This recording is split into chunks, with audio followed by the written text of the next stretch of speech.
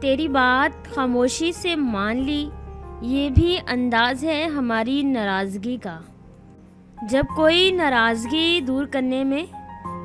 انسان ناراضگی دور کرنے میں پہل کرتا ہے تو اس کا ہرگز یہ مطلب نہیں ہوتا کہ وہ غلط تھا، بلکہ اس کا مطلب یہ ہے کہ اسے اس انا سے زیادہ رشتے عزیز ہیں۔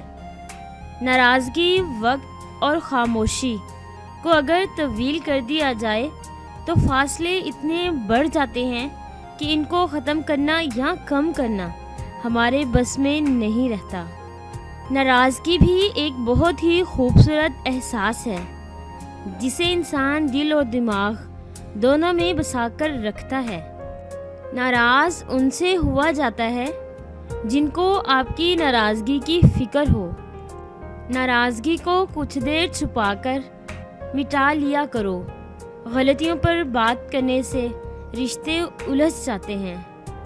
میرے دل سے اس کی ہر غلطی معاف ہو جاتی ہے جب وہ مسکرا کر پوچھتی ہے، ناراض ہو کیا؟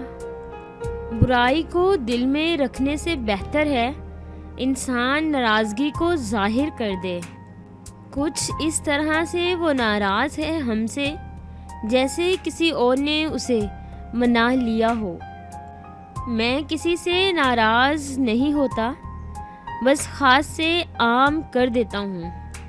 دل کو بڑا رکھو، دماغ کو ٹھنڈا رکھو، آواز کو میٹھی رکھو، پھر کوئی ناراض ہو تو کہنا۔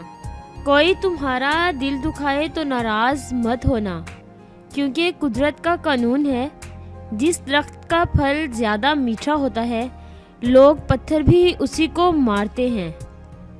جب گناہ کے کاموں میں دل لگنا شروع ہو جائے تو یہ اس بات کی دلیل ہے کہ تمہارا رب تم سے ناراض ہے۔ کسی انسان کی خاموشی سے ناراض مت ہوا کرو۔ حالات کے ہارے ہوئے لوگ اکثر خاموش رہا کرتے ہیں۔ سب سے خطرناک ناراضگی وہ ہوتی ہے جس میں آپ کبھی اس شخص پر جتاتے نہیں کہ آپ ناراض ہیں اور دل ہی دل میں رکھتے ہیں، یہاں تک کہ ایک دن وہ دلوں کا کھوٹ رشتوں کے ٹوٹنے کا سبب بن جاتا ہے۔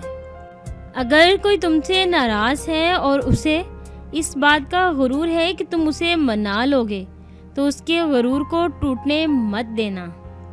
کبھی کسی سے اتنا ناراض نہ ہو جاؤ کہ منانے والا ہار مان لے اور آپ ایک بہترین دوست سے محروم ہو جائیں۔ Thanks for watching. If you like my video, then like, share and comments please. To see daily new life changing videos, subscribe my channel Motivational Gateway. Thanks.